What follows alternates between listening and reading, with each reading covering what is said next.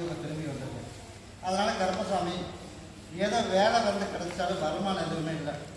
அதனால் பழைய வேலை எல்லாமே வருது, ஆனால் வருமானம் எதுவும் இல்லை. அதனால் வியாபாரம் இன்னையிலிருந்து எல்லாமே நடக்கணும், அப்படித்தானே? அதனால் இன்னையிலிருந்து நான் கருப்பசாமி வியாபாரம் பண்ணுறதுக்கான ஏற்பாடு பண்ணி கொடுத்துருவேன். சரியா? 4 கனியை கூட்டிகிட்டு போய் 4 இடத்துல அறுத்து போட்டேன். உன்னோட நர்சரி கடை வச்சுருக்கீங்கள, கடை வச்சுருக்கேன், அந்த கடையில் 4 வருஷம் 4 அறுத்து போட்டேன், 2 அறுத்து போட்டேன். சரியா? இன்னொரு கனி கொடுத்து வரும்,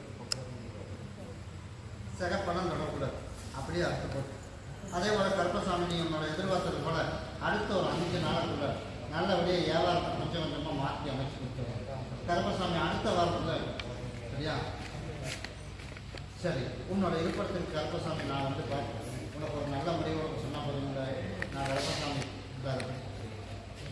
நீ எதிர்பார்த்த மாதிரி 5 நாள் தான் வருமானத்தை கொடுத்து நல்லபடியாக பழைய வியாபாரத்தையும் வருமானத்தையும் கொடுத்து பண பிரச்சனை இல்லாமல் நமக்கு நிலுவை இல்லாமல் உனக்கு கொடுத்தா போடுவான்.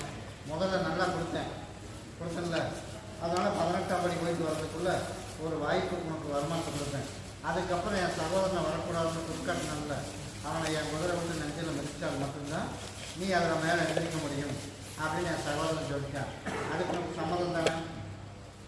நீ போய் என்ன கேட்காம போய் பார்க்க மாட்டீங்கள? 18ஆம் படி போயிட்டு வர வரைக்கும் அவனுக்கு ஒரு வாய்ப்பு கொடுக்கும்.